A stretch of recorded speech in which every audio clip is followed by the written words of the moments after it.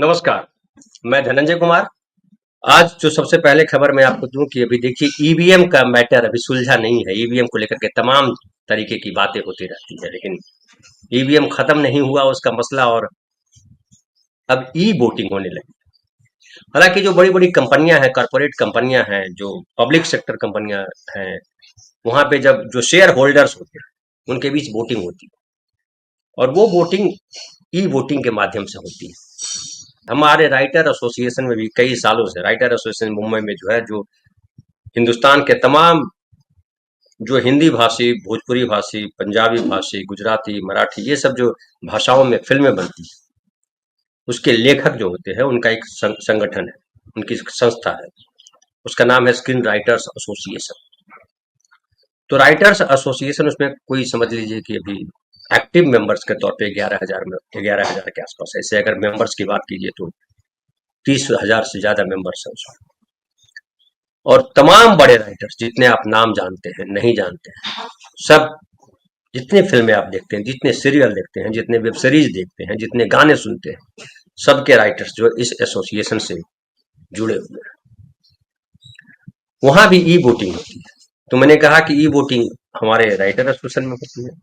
E voting जो public sector कंपनियां या जो प्राइवेट कंपनियां हैं जिसमें शेयर होल्डर्स होते हैं, वहां होती है।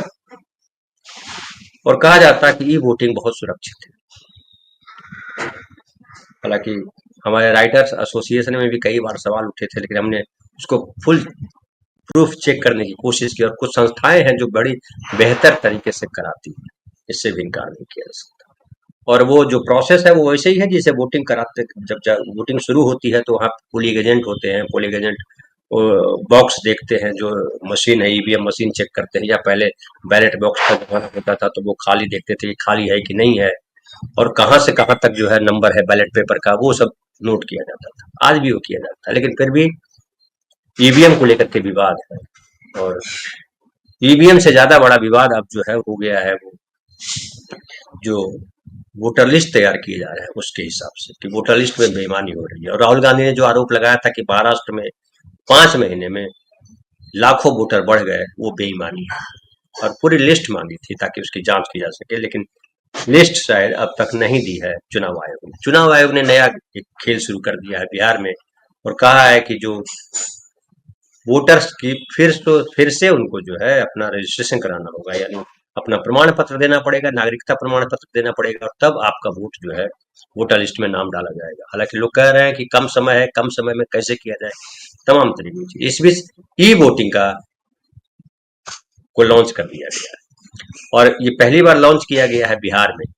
बिहार के 26 जिलों की 42 नगर पालिकाओं के चुनाव हुए, उपचुनाव दोनों हुए। इसमें 6 नगर पालिकाओं में पायलट प्रोजेक्ट के तौर पर ई वोटिंग हुई, शुरुआत की गई, चेक किया गया।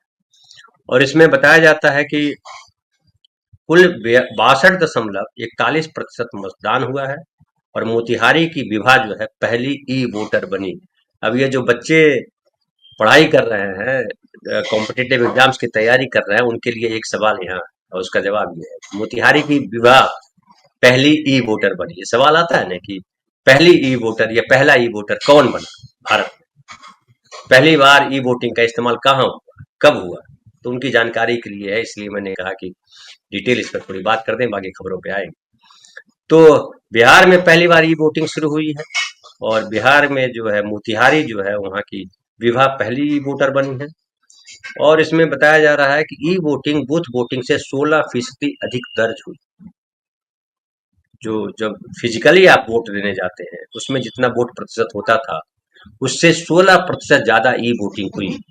और वो लाजमी, एक तो नया नया है, दूसरा जो है लोग घर से ही कर लेते हैं। और ये जो प्रोजेक्ट जो लॉन्च भी किया गया वो इसलिए किया गया है कि जो लोग बूथ पर जाने में असमर्थ है फिजिकली, उनके लिए लॉन्च किया गया है। जो 80 साल से ज्यादा उम्र के हैं, जो बीमार हैं, जो प्रवासी हैं, जो दूसरे देश में या शहर में कहीं रहते हैं लेकिन उनका वोटर लिस्ट में नाम बिहार में ही है, वो भी वोट डाल सकते हैं। और ये जो गर्भवती महिलाएं हैं जो नहीं जा सकती है बूथ तक, उनके लिए ये व्यवस्था की गई है ई वोटिंग का। और मैं भी मानता हूँ कि ई वोटिंग गड़बड़ नहीं है, सही है। वोट देने का अधिकार है, वोट दिया। अब उसमें बेईमानी तो कैसे भी की जा सकती है। बेईमानी करने के लिए कोई कोई नहीं कर सकता कि ये फुल प्रूफ है। और वो फुल प्रूफ करने के लिए फिर क्या होता है कि तमाम जो पार्टी है उनके लोगों को जमा किया जाता है कि उनके लोग जाकर के वो पूरी चीज को चेक करें, समझें और उसके बाद वोटिंग हो। तो अब इसमें जो है प्रक्रिया थी, इसमें और बताया जा रहा है कि दुबई, कतर जैसे देशों में रह रहे प्रवासी बिहारियों ने भी इस ऐप के जरिए वोटिंग की। और इसके लिए है क्या कि दो जो है ऐप है, और दो ऐप जो है तैयार किए गए हैं। उसमें से एक ऐप, पहला ऐप जो है ई वोटिंग सेक, SECBHR, इसे centre for development for advance computing, C DAC ने बनाया है। और दूसरा ऐप बिहार राज्य चुनाव आयोग द्वारा बनाया गया है, निर्वाचन आयोग जो है उसके द्वारा बनाया गया है। और इसमें सेफ्टी के लिए ये जो चेहरा हमारा है, जो वोटिंग करने जाएंगे, जो वोटिंग करेंगे ई वोटिंग से, उनकी पहचान का और लाइव फेस स्कैन जैसे एडवांस तकनीक का इस्तेमाल किया गया है। हालांकि इसमें ये भी बात आएगी कि जब फेस स्कैन किया जाएगा और तो उस व्यक्ति की और पहचान जाहिर हो जाएगी। अब क्या करेंगे, अभी बहुत डिटेल इस पर नहीं है, लेकिन इस पर सवाल अभी उठेंगे। हालांकि अभी तक किसी पार्टी की तरफ से कोई सवाल नहीं आया है, ये महत्वपूर्ण है। लेकिन ई वोटिंग लॉन्च हो गई है और अच्छा है, मैं इसको अच्छा मानता हूँ।